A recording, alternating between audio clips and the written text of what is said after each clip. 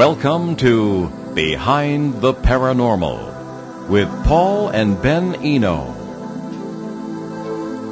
What is the relationship between God and the dead? Why are some places more haunted than others? Is it really possible to, quote, lay people to rest or, quote, help them cross over? Hello, and welcome to the 916th edition of Behind the Paranormal with Paul and Ben Eno, coming to you from WOON AM and FM radio in Woonsocket, Rhode Island, on the Paranormal Radio app from TalkStream Live, on YouTube, and via TuneIn.com. I'm Ben, and those varied questions came from my co-host, partner in Paranormal Adventures, and Dad, Paul, who's also doubling as our guest for today. Well, yes, that's because we're observing the 50th anniversary of the Village of Voices case, which I'm told by other researchers is now considered a classic of American paranormal history. For this show, I tried to locate other participants in this case, two of whom became priests, Joseph Latender and Alvin LeBlanc. I was unable to reach either of them. The only other one I had contact with since the case, Mike Devon, later became a police chief in North Carolina. Some years ago, last time I talked with him, Mike told me his children grew up with stories of the Village of Voices. There must have been a lot of scared kids. I couldn't reach him either. Remember, all this took place half a century ago, so I'm lucky I'm here myself.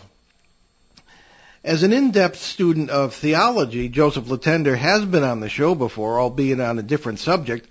On November 13th, 2016, he was our guest on show number 666 to discuss, wait for it, the biblical number 666. So I guess it is kind of interesting that it's the 50th anniversary of all of this, and I have very, very vivid memories of my childhood. You coming to my middle school and on your on your slide projector, setting it up in the school library and telling scary stories to the kids. And it wasn't even really like scary stories now that I'm like looking back on it, but like kids were like freaked out by it. But yeah, you had a very, very you have a little buddy crawling on you. On your right. No, he won't eat much. Well, yeah. I mean, he's just a jumping spider. He's just jumping on your right arm. Just a heads up. Spooky. Well, the whole world doesn't need to know that. No, but I'm just letting you know because he's getting closer and closer to your face. So live radio, everybody. That's what this is. So anyway, this Village of Voices was your first actual paranormal case in the field. Is that correct? It is correct, and it was a while before we got into the field. And by the way, I remember that was a Good Shepherd school over here in Woonsocket. And Mr. Poitras, Larry Poitras, said, I don't know at whose instigation, but had invited me to come and talk during the lockdowns where the students would be there. And I guess this case figured prominently in those discussions, and I guess the kids were so freaked, Larry eventually asked me not to come. Anyway. I do remember that, and I thought that was actually really funny. But I guess you have to go back to the beginning. My early interest in ghosts and purgatory, the notion of purgatory, which was the old, well, it still exists, I guess, and they don't talk much about it, the Roman Catholic idea that if you're not quite bad enough to go to hell, not quite good enough to go to heaven, you go to purgatory to be purged, hence the name, and then you can get into heaven and also satisfy the Western mania for pigeonholing everything. But the early interest in this sort of thing started with the loss of my father, your grandfather, when I was 7 years old. A very good man, had heart disease and was at home with me while my mother worked at a time when that was just very, very rare, if done at all, the year 1950s and that period there. But I was studying for the priesthood by the time I was 14, when you could still do that. My brother was ordained to the priesthood, your Uncle Bob, in 1963. And all the while, I'm wondering, where is my father? Is there any theological light that can be shed on that? So in 1970, I happened to see an article in the Hartford Courant about a man named Harry Chase and the weird photographs he was taking at a place in Pomfret, Connecticut, that was an abandoned village long overtaken by the forest. And I said, wow, this is interesting. I'd been interested in the ghost thing before. and I just wasn't prepared, for where to start, how to research this. I said, gee, this sounds like a place we could visit, or I could visit, and see if these are souls in purgatory. Sort of take a look at that and see if it held water. Well, throughout the rest of 1970 and into 1971, I researched this area historically. I got in touch with Harry Chase, and we began a correspondence. Harry was a fellow who lived in Pomfret, Connecticut, and he was one of those wonderful local historians that no town should be without. He knew where George Washington was in reference to Pomfret and Putnam, which is in our listening area, by the way. More than anyone else, he knew who did what to whom and what happened when, and that sort of thing. So he was proved to be a great correspondent and became a very good friend. So I did notice, too, that this was not the first article on what was known locally as the Lost Village, the Lost Settlement, or the Lost Village of the Hills, and sometimes the Village of Voices. There had been another article in 1956 when I was 3 years old, and Harry Chase was 53, and he figured in that article. But it was written from a very jocular point of view. The reporter didn't take it very seriously, and there were some photos, of which I now have the originals that were printed in the Hartford Courant at that point. But the article in 1970 was much more serious. So after the better part of a year researching the site and learning what little I could about the Catholic perspective on ghosts, which is virtually non-existent, and corresponding with Harry, I decided it was the perfect place to try this earthbound spirits as souls in purgatory thing. There was one book in the seminary library, which had thousands, was one lonely book, and it was called Ghosts and Poltergeists by a British Jesuit priest known as Herbert Thurston, and had been written in the early 50s, first published in the early 50s, and the same year I was born, as a matter of fact, 53. And there were a lot of interesting cases in there, but very few of which Thurston was himself involved with. So I wanted first-hand accounts from priests, and there just really weren't any to be had, at least not at the St. Thomas Seminary Library in Connecticut. So the village itself, there were two main people who were involved, and one was rejoiced in the name Darius Higginbottom, probably born in Wales about 1750, and he seems to have been a deserter from the British Army who fled Cranston here in Rhode Island, about 40 miles to the east of this place, for Pomfret to avoid separation from his American bride. That was very common in those days, even during the Revolutionary War. The average British regular soldier was taken from the poorest of the poor and had very little to lose whether he stayed here or went home. Now, Jonathan Randall was a different sort of fish. He was born in Providence, Rhode Island, about 1750, and the Randalls were a lot more affluent than the Higginbottoms. Randall was a gentleman farmer, prominent citizen. In fact, he represented Pomfret at the Constitutional Convention in Hartford in 1788, called to decide whether the state should ratify the new Constitution of the United States. He was one of many who feared an overbearing federal government, and Randall voted against the Constitution. If he could see the country today, he might have had his opinion confirmed. Nevertheless, the Higginbottoms and Randalls established the little mill village that we were to investigate nearly 200 years later. The mill was located on adjacent Nightingale Brook, and they built a small mill to make spinning wheels. There was also some farming going on. Now, according to Harry Chase, they named their settlement Barra-Hack. Barra-Hack, very strange name, in the ancient Cymric language of Wales. He said it's the place where we break bread.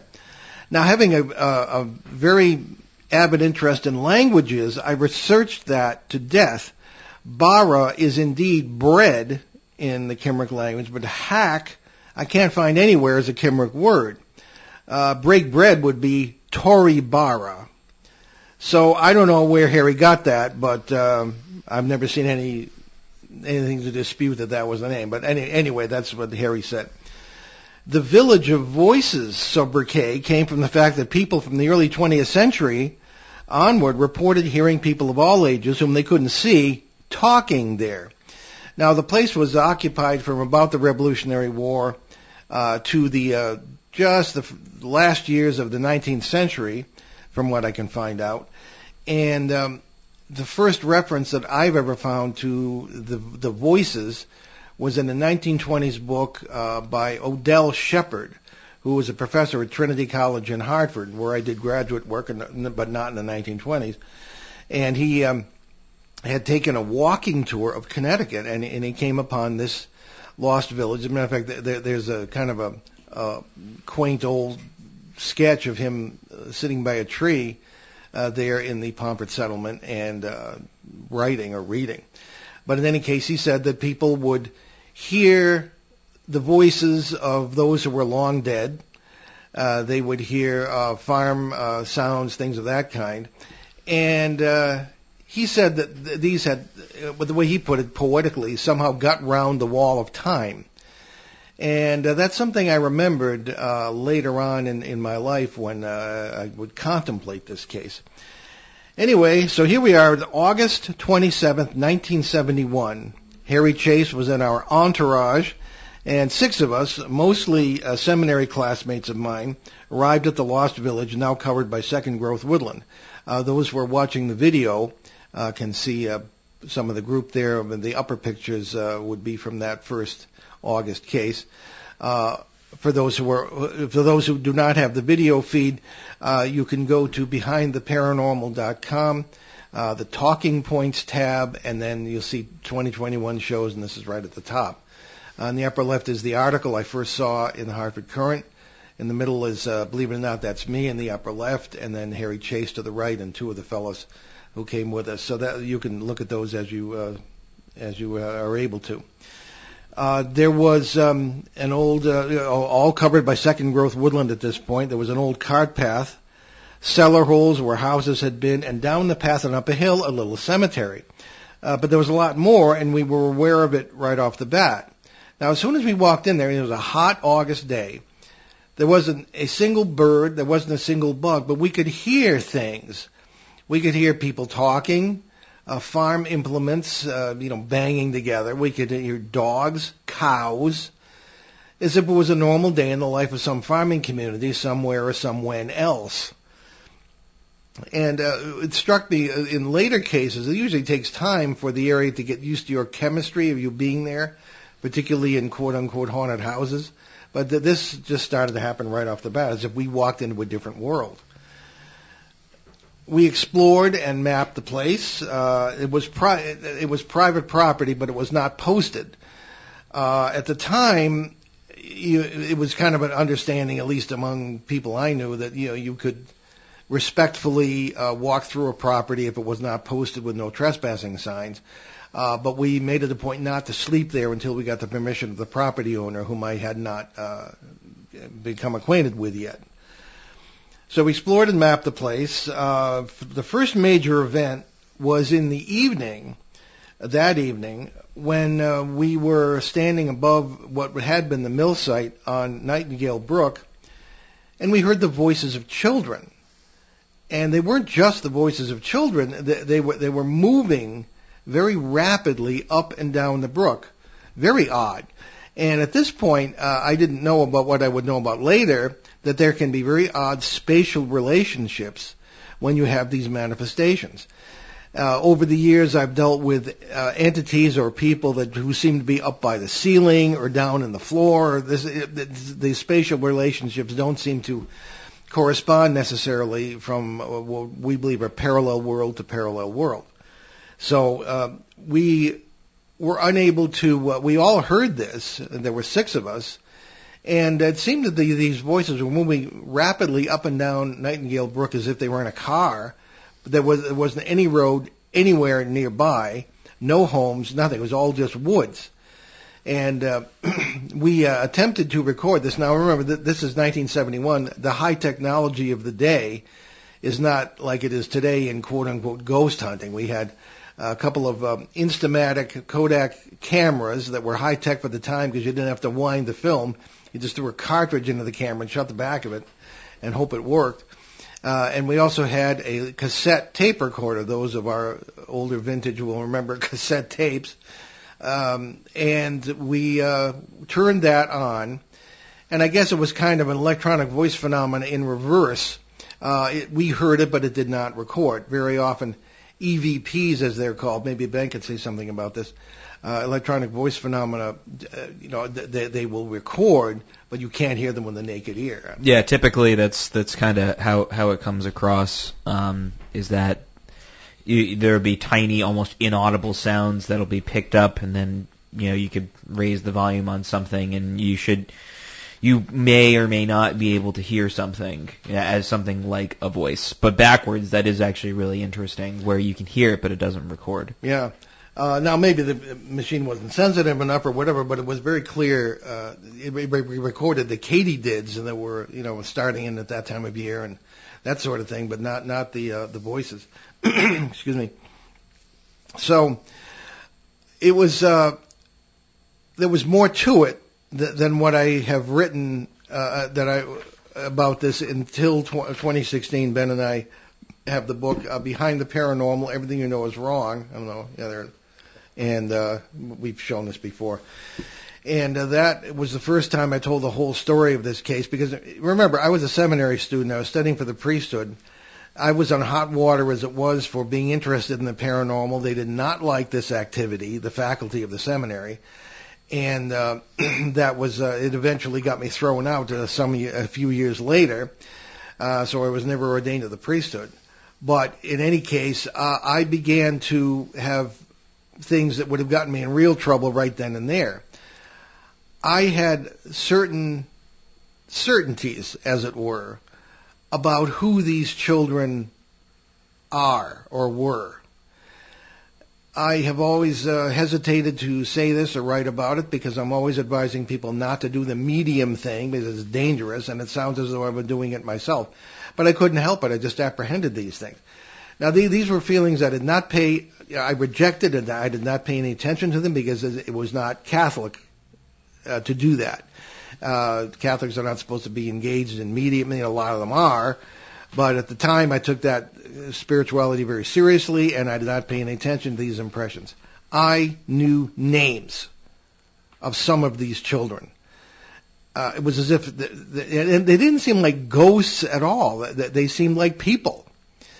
And now, of course, the ghost researchers in the audience are probably jumping up and down. A residual haunting. In other words, you've got stuff from the past supposedly recorded on the environment that plays back to a mind or a brain that is attuned to it. And all of us apparently were. I was an early advocate of that theory, but it's been a very, very long time since I believed any of that. I think we were, simply because I've been able to change things that were long-standing residual hauntings, quote unquote. And so how could they be residual if I could go in and change them? What I think was happening, at least looking back on it now, was that we were experiencing the real people across a boundary of a parallel world where it was still 1799, say, or 1850. And I think that is literally what had happened. I think that's good physics today. And I don't think it had anything to do with dead people. I think anything that's possible in the multiverse does exist somewhere or somewhen, and death is not one of those things that are possible, simply because there are so many versions of the worlds and the people in it. We've talked about that numerous times on many other shows, and you can look it up in our books or websites. So anyway, another wrinkle to this was later on. Now the Enos, the name doesn't sound like it, but it's an old Connecticut Yankee family. My father used to say, "Oh, we're swamp Yankees," right? Now, many years later, after this case, I found out that the Enos and the Randalls of Pomfret are not very distant cousins. Closer to relatives than strangers, yeah. I think one of the reasons I was interested in finding out if blood relatives have similar reactions to paranormal situations, which of course eventually led to Ben being involved in the work here, was that experience in Pomfret. when I found out that we were related to these people. Was I receiving so much information, as it were, because I'm so connected with the people from what we thought was the past at the time? So maybe I think that there might be something to that. So again, officially, Catholics believe in demons, not ghosts necessarily. There are no specific teachings of it that I'm aware of. As I say, I could only find that one lonely book by Father Thurston in the seminary library. Now, the next day after this voice experience with the children was Sunday. Like good seminarians, we went to church, then spent at Most Holy Trinity Church in Pomfret, and then spent much of the day at the Village of Voices exploring and noting the sounds of activity. The night of that day, we staked out the cemetery. It was... we have to allow for the fact that none of us had ever done this before. We had tried to have some discipline of thinking here, but it was difficult, again, being in a completely unknown situation. We did see bluish streaks and orbs, as we would call them today, moving through the trees, things that Harry Chase had photographs of back to the 1940s. There was a face at one point hovering above the stone wall on the far side of the cemetery. 4 of us who were staked out in different positions saw this and reported it, so presumably something was there. And there's a relatively well-known photograph now for those who are looking at the web page, the Talking Points, or the video feed right now on the right. There is a photograph of the cemetery that we took the first afternoon we were there, and the night of the day we were in, we were staking out the cemetery. We actually saw this with the naked eye. It looks just like a baby, almost a Renaissance carving of a baby you'd see in a fountain or a tomb or something, lying in the tree. Really weird. I mean, what would this be doing in a tree? However, many years later, I came across a book by a woman named Griggs, who was a local historian, Susan J. Griggs, and the book was Folklore and Firesides of Pomfret, Hampton, and Vicinity, of which I eventually got a copy. And that sent a chill through me because she said that people would avoid going to this cemetery because of ghosts who sat at night in a certain elm tree near the cemetery. And I mean, this was an elm tree. I have a thing for trees, and I happened to notice it was an elm tree. So this was really strange. This is something people supposedly saw 200 years before we were there. And here's something that was reported in a book from decades before we were there. So whatever this is, it sure looks like a baby. Now, in those days, even then, we were very careful with photography. We were associated, in a sense, I knew the guy who owned the lab in East Hartford, Connecticut, where I was from. And the photo lab was able to take the negative of the, today you just have the digital media, but those days we had negatives. And they could look at something and said, well, this is an anomaly, or this is an extra. This is something that shouldn't really be in the photo, but we don't really know what it is. Reflections, they can tell. Lens effects, they can tell. But this particular baby in the trees sort of thing, they didn't know what it was. Now no lab can say, well, this is a ghost or this is that. But they just don't... they were able to say that they didn't know what it was. So we thought that was interesting. So exhausted, we reluctantly withdrew at about 10:30 that night. So thus ended the first expedition. There were several. I was confused. These phenomena, the voices and everything, were so physical. How does a ghost, who's supposed to be a spirit, utter sounds when they don't have any vocal cords? No body or anything. Purgatory? I mean, these people didn't seem to be dead at all, never mind in some kind of purgatory. And again, the residual haunting theory, I think, just wasn't good enough. I mean, recorded on what? I think that theory is based on just a grasping at straws, because they don't know what else to use to explain these phenomena. And things were only really just beginning in this case, but we had a lot to think about. And we got back, and we certainly saw that photograph, too, that was had to be developed at the lab with this baby in the tree sort of thing. So the second trip was October 30th and 31st, and we'll get into that as soon as we get through our break here. You're listening to Behind the Paranormal with Paul and Ben Eno at WOON 1240 AM and 99.5 FM in New England's beautiful autumn Blackstone Valley. And we'll be right back with more tales of the Village of Voices.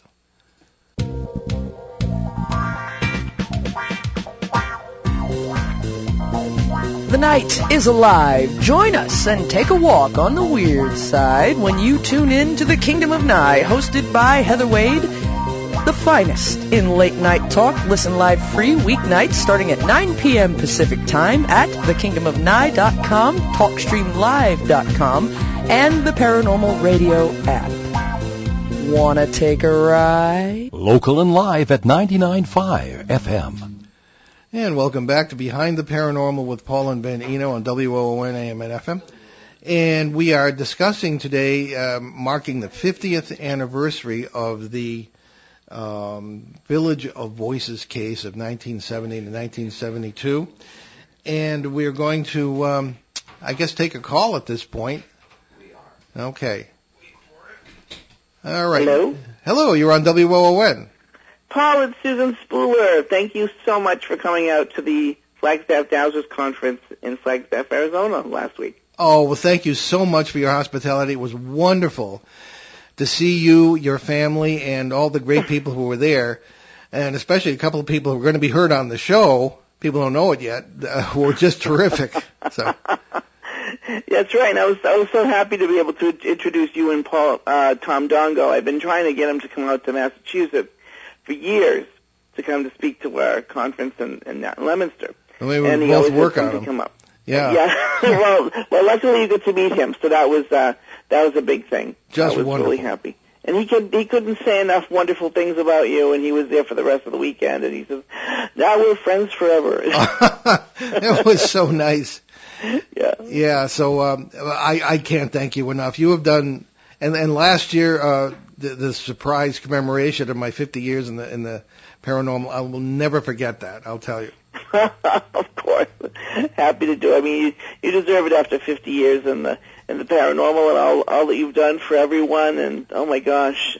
And the commemorative combs were especially useful. So, which you still managed to lose somehow. I didn't lose them. I have them in a special box in my office, and I use them at least once a week, whether I need it or not. Then I'm misinformed. Right. Is it that time of the year you have to comb my hair again?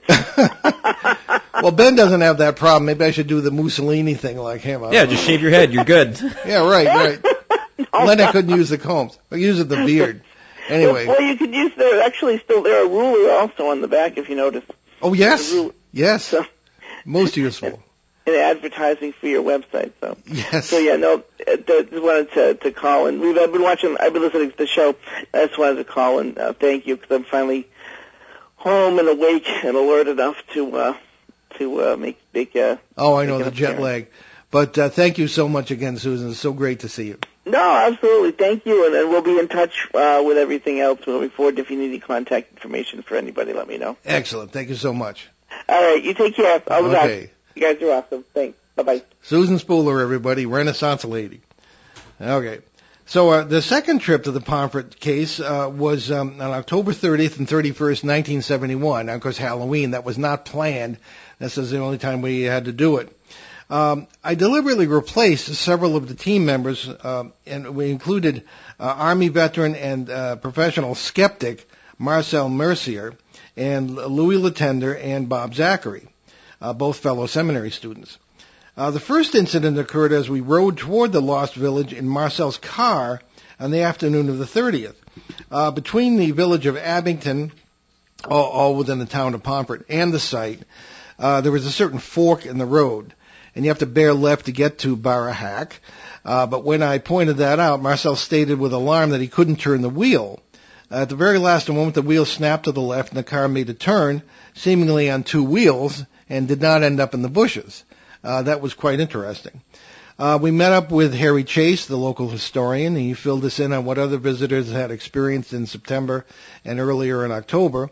And there were more stories of voices, out-of-place sounds, and one report of a man followed at dusk by a strange light. Now, I've had that happen in other cases, things we would call orbs. They change colors, they act in an intelligent manner, and what they are, I'm not sure. So we left Bob Zachary, or Zach as we called him, and Louis at the cellar holes above the brook, Nightingale Brook, where we'd heard the voices previously, with a somewhat more sensitive tape recorder than we'd had on that first trip, and the rest of us started toward the cemetery in the growing darkness. It was very dark, with a pale and kind of a waxing moon, but we knew this place like the back of our hands, pardon the cliche, from our first trip. And by the time we reached what should have been the cemetery, it was very dark. But try as they might, with spotlights flashing and steps retraced, we could not find the cemetery. It was as if the cemetery had literally vanished. Zach and Louis were having troubles of their own down by the brook. Something pulled Zach's hat off his head while he was working near one of the cellar holes. A flashlight revealed that the cap was dozens of feet above in a tree branch. They were trying to get it down when we radioed to them. We had walkie-talkies, of course. No cell phones in these days. The two dropped what they were doing and joined us up by should have been the cemetery. Zach got his hat back the next day. Now, all six of us moved into the stillness. It was very black and very quiet toward the cemetery. As we came to a spot that the next day proved to be not more than 100 feet from the entrance, very close, I turned around and saw that Louis and Marcel had stopped. The rest of us turned back to see what was wrong, only to find that Marcel was huffing and puffing as if he were sick. He complained of a dry throat and a sensation of terrible coldness. His skin was clammy to the touch.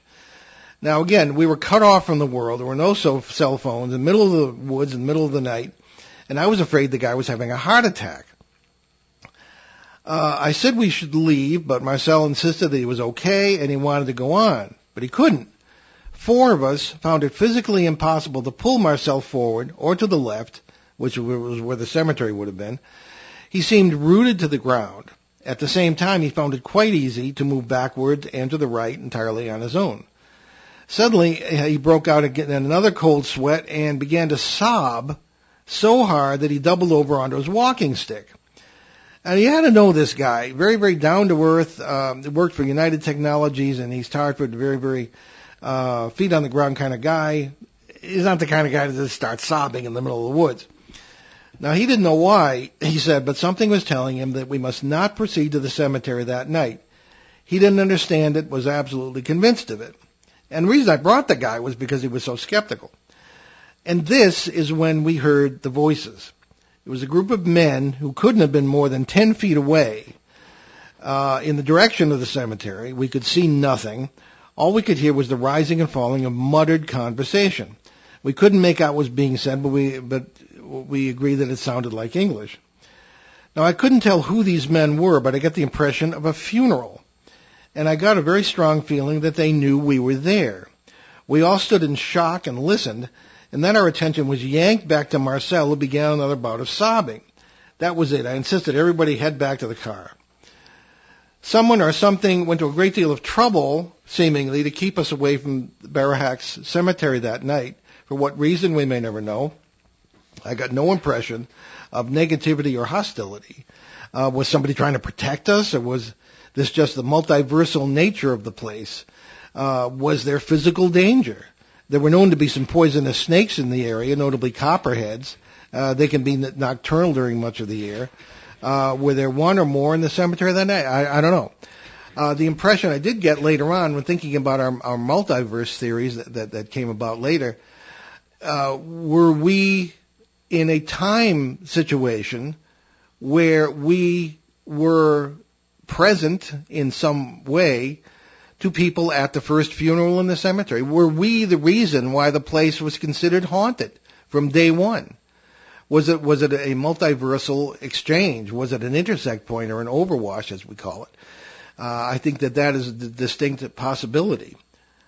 So whatever it was, we withdrew for the night. Now, the next day, we've got some questions in here. I want to just get through this. The next day, we had the famous encounter with the phantom ox cart driver. It was a bright Sunday morning. Sun was out. This is in Halloween. Of course, it was October 31st, 1971. And there were 6 of us. We were standing on the cart path, and all of a sudden we heard wagon wheels and hoofbeats coming toward us. So we got out of the way. It sounded so real. And it came past us through the woods in an area that had been a road once, and we could hear not only the hoofbeats and the wooden wheels, but a guy yelling, "Hya!" and the crack of a whip. I knew this was one of the Randalls, and I didn't say that, and because later turned out to be relatives of mine. I think that if I knew then what I think I know now, I could have interacted with that, and Mr. Randall would have had a very interesting day in wherever or whenever he was, 1800s, and I think I probably could have changed that. Now, a number of people have reported that same phenomenon since, including our good friend Tom D'Agostino from Putnam, who has been in this very studio talking about it. So we went to the cemetery. We didn't know what else to do. We just said prayers. The sun came out. It was very positive. And we had more expeditions in 1972, and I'd gotten to know the owner of the property by then, Doris Townsend, who wrote a lovely book about... She loved the place so much that she wrote a book about one of the young girls there, Robadiah, one of the Higginbottoms, and that's actually, we have photographs of that very spot.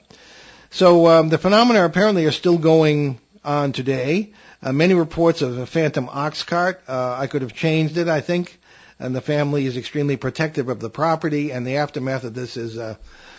I was sort of blamed when I wrote about this in Fate magazine in the 1980s and in my book Faces at the Window in 1998. Apparently, everybody saw this and made a beeline and made themselves pests. I had no idea that this would capture the imaginations of so many people. However, I have done book signings in that area since then, many years later, and I'm assured that all is forgiven. But you never know it. When Ben and I went there with a bunch of students of ours when was that? 2010 or 2011? 2011, I think. Yeah, and one of our people said he had permission to be there, and apparently did not, or at least there was a misunderstanding, and so we were thrown the heck out by relatives of the owner. But we made peace later in the day, anyway, people are not welcome there unless they have permission and have some sort of credentials like archaeology or something like that. So, anyway, that's the story of that case, and why don't we go? We have some questions from our dear friend Peter in Bogota, Colombia. Yes, Peter writes to us, after seeing the Harry Chase photos of his living friend sitting on the stone steps with the anomalous effects, such as appearing to have transparent or invisible legs, did your group attempt new photos in the same spot or near to see if you would get the same transparent leg effect? Okay, that's when we were there initially interviewing Harry Chase. He showed us a photograph from matter of fact, the very steps where we heard the children's voices by the brook that first night. And there were 2 friends of his sitting there, and there were 2 blobs of light. I suppose today you might call them orbs, although very bright. And you could see right through the legs of the people who were sitting on the steps, and he couldn't explain it. Today I might say the photographer had captured an intersect point where of 2 parallel realities, one of which the people were there, and another they were not. I was talking about that last night during a lecture, as a matter of fact, with other photographic examples of that kind of thing. So it's funny. Harry translated in 1974, and it turns out that I inherited many of his papers. But most of them were newspaper clippings and a couple of photographs, and that photograph was not included in what I came into possession of. So I have many of his papers, but not that, and I still have all our old correspondence. So that photo apparently has been lost. I don't know if someone else has it. I'd like to know about it. So anyway, that's unfortunate. So that's the story with that. Yeah, and we did take some photos around there. We were never able to duplicate that. Cool. So next question, which you kind of answered a little bit, which was in 1975 you returned to the area. Did you or your group experience anything unusual? That was not really. It seemed, since we did those prayers, it seemed to be rather quiet for a couple of years. And then in the later 70s, I heard through the grapevine that everything had started up again. So whether it was us or something else, or the conditions had changed geotechnically or whatever, I don't know. So, no, we didn't experience much in future trips at all. As a matter of fact, in late 72, we went with the permission of the landowner, and we literally slept outside the cemetery. Just perfectly quiet, perfectly peaceful. And then the final question is there anything that you could do now to investigate this case further? Well, without permission of the owners, no, I don't think so. What we do gather information about is other investigators who have been there. People have tried the EVP thing, had the ludicrous conversations with what they think are Mr. Randall and the others. I wasn't there, so I really can't say, but it sounded dumb to me when I heard the recording. There was a question, too, from several people of whether the Warrens were involved in this case. Yes and no. In 1971, I didn't know the Warrens yet. I got to know them in early 72, and my understanding was that they said that they had come to the area. They talked to Harry Chase. Harry did not like Ed. He didn't think he was legit. And they went toward the Lost Village on that cart path that you would usually enter by in those days. And they encountered a serpent of the copperhead variety and figured that retreat was the better part of valor. So that's as far as they went, according to what Ed told me. So not really. Pretty much my case. It is actually really interesting. Yeah. Well, we have 15 minutes. Let's jump into some very heavy questions that I have. Yes, Ben. So you grew up with this story. I did, and now I have questions about it that it didn't occur to me until today. I do think it's interesting that the initial approach that you had, because considering the time period, right? It's a few years after Vatican II. Everything's kind of thrown up in the air, capital T tradition-wise. And it's interesting just because my sort of one point of reference that I kind of know about is the Malleus Maleficarum, aka the Hammer of Witches, which was condemned. But it's a really fascinating book if you're familiar with it. Are you familiar? Yeah. But for those who are not familiar with it, it was a book that came out in the 15th century in Germany. That was a compilation of a bunch of different things, demonology. It was written by a German guy, and essentially it was a guide on how to persecute witches. That was its H.P. Lovecraft refers to it in some of his fiction. It is. I mean, it's kind of a fun thing to say, the Malleus Maleficarum. It's a really ring to it. It does have a ring to it, but it's horrible. But it is really interesting because it does actually kind of base a lot of the stuff, the crazy things that it says, on some theological points, notably of St. Augustine and Thomas Aquinas, the two big guys in Western theology. Right, so there's a very like legalistic approach to how one views the mystical, which is odd, but that's just kind of what you have, right? Saint Augustine, as much as he in his sort of interpretations and writings on the Old Testament and the New Testament, he has a really very specific way that he views things. And he just immediately throws anything symbolic right out the window. But weirdly, he is a very big proponent of incubi and succubi. And he says it multiple times in The City of God and many other works. And same with Thomas Aquinas, because he draws very heavily from St. Augustine. So you have this very specific tradition that is now thrown everywhere, right? So there was nothing mentioned about any of this in seminary at all? Oh, no, not really. I was told, and I never got this far, that in the Roman Catholic seminary, in your deacon year, which is your last year of theology, there are 4 years of graduate theological study before ordination, that they'll mention some of this. As I mentioned in other shows, when I was working with the priest at the seminary in Ogdensburg and at the state hospital, he was one of the few who was chosen presumably because of his spirituality and his aptitude to become an exorcist for the diocese. And there's usually one in each diocese. I knew the one from the Providence diocese some years ago. And they would be educated in the church's narrow view of this, in accord with what theology there is about it, and would act accordingly if a parish priest came to them and said, well, somebody's got, the rocking chair is rocking by itself on the ceiling, And so that sort of thing. At that level of seminary, I was 17 years old. I was in high school.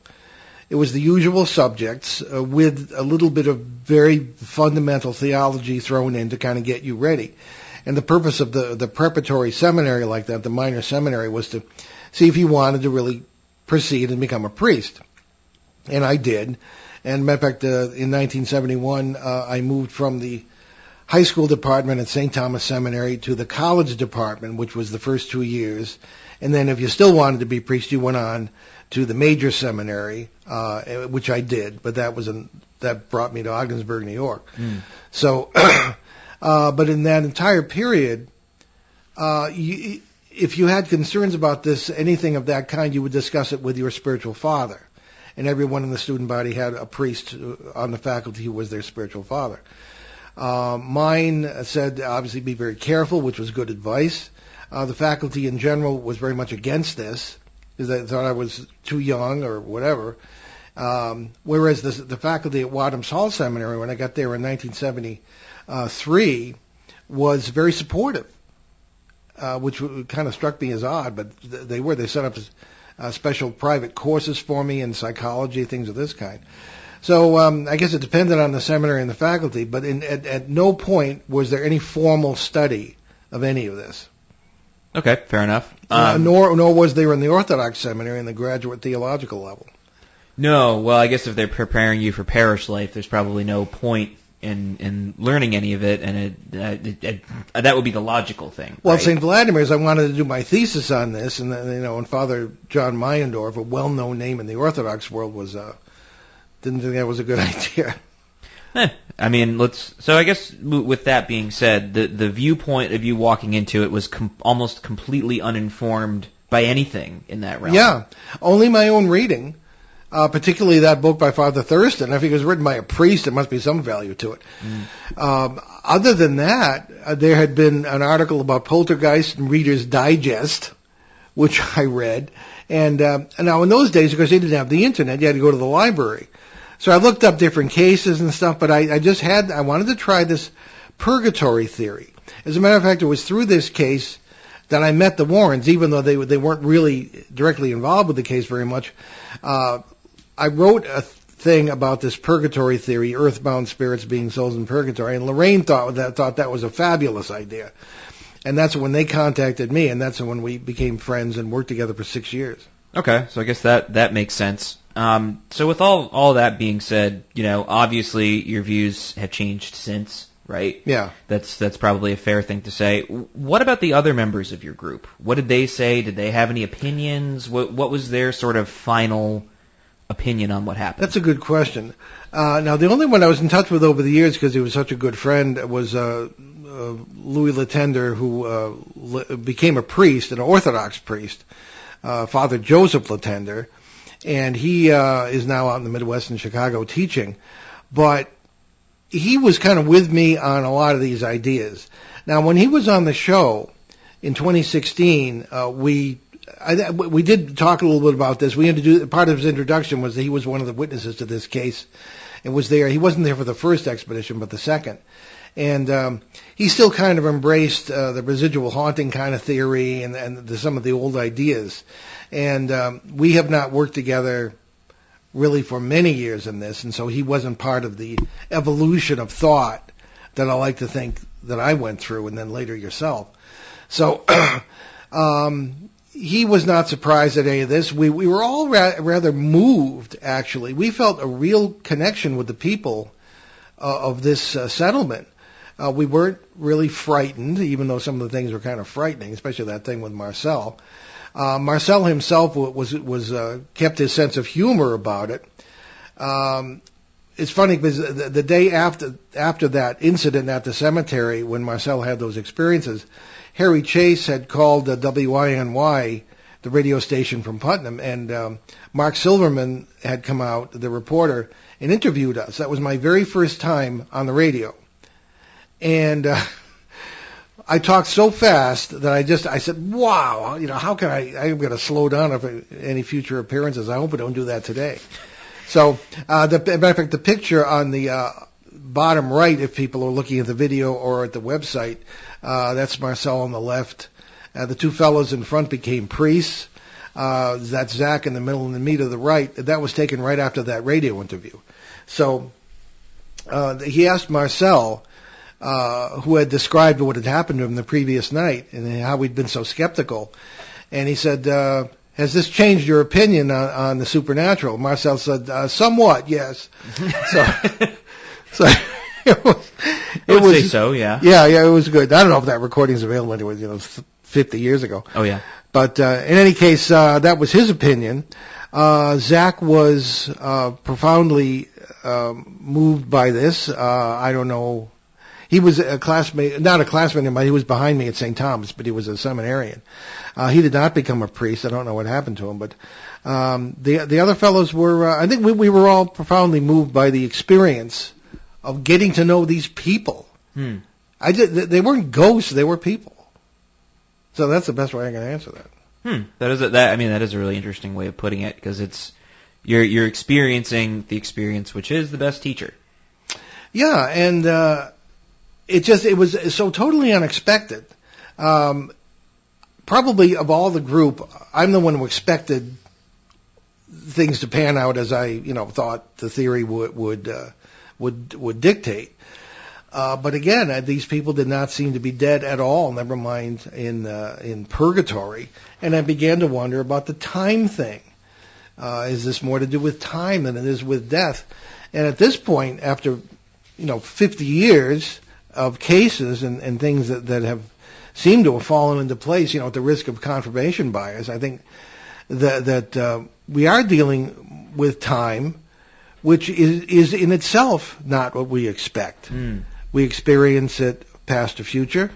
And as Einstein essentially said in 1952, that's not how it works. It's all simultaneous, seemingly. And all the findings in physics that have happened since then seem to lend credence, I think, to the idea that we're dealing with parallel worlds rather than dead people. And you yourself have had experiences since you joined the work in 2005. Yes, but it's not my 50th anniversary of a case.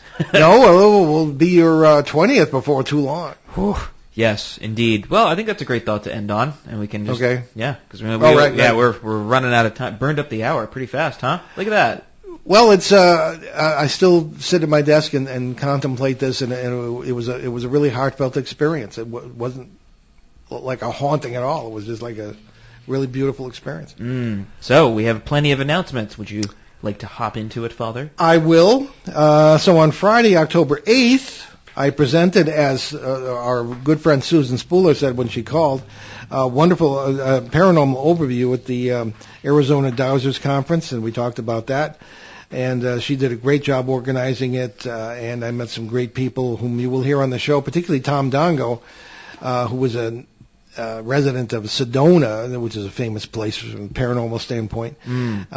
So we'll look forward to that. This Thursday, October 21st at 7 p.m., I'll be back at the Haverhill Public Library in Haverhill, Massachusetts to present on Behind the Paranormal, Everything You Know Is Wrong.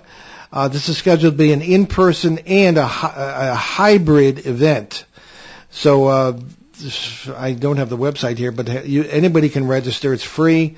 And you can be in Zimbabwe and still attend virtually, but I'll be there in person. And time zones you might have a little bit of trouble with. Well, right. Yes, but we'll present once again at the Western Connecticut UFO Conference during the last week of October this year. On Sunday the 24th, we'll do a live simulcast with the conference. This will be an open line show format with Kathleen Martin taking questions from conference participants and our global audience on the Betty and Barney Hill abduction case, of which 2021 is the 60th anniversary. A lot of anniversaries. On the following Saturday, COVID variants permitting, we will present... No, we won't. We will not be presenting live at the Danbury, Connecticut Public Library because we both realized that there was a prior engagement that we both kind of dropped the ball on. Yes. But other presenters that week will be Mark D'Antonio, Tom Reed, Michael Stratt, Linda Zimmerman, and Mike Panicello from Connecticut MUFON.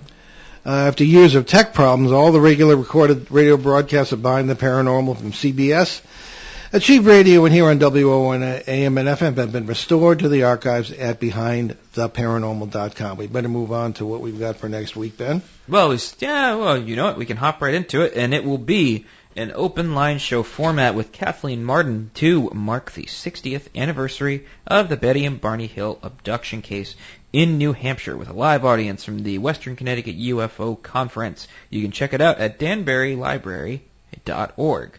And it's free, and it will be in conjunction with the Western Connecticut UFO Conference. And get questions for Kathy on that subject. She's Betty and Barney Hill's niece. Get them to me at paul@behindtheparanormal.com and try to work them into the show that week. So we leave you today with another thought from the great German physicist Max Planck. Science cannot solve the ultimate mystery of nature. That's because, in the last analysis, we ourselves are part of the mystery we are trying to solve. I'm Paul Eno. And I'm Ben Eno. Thanks for joining us on our great cosmic journey, and we shall see you next time on Behind the Paranormal. Return to this radio frequency 167 hours from now for another edition of Behind the Paranormal with Paul and Ben Eno.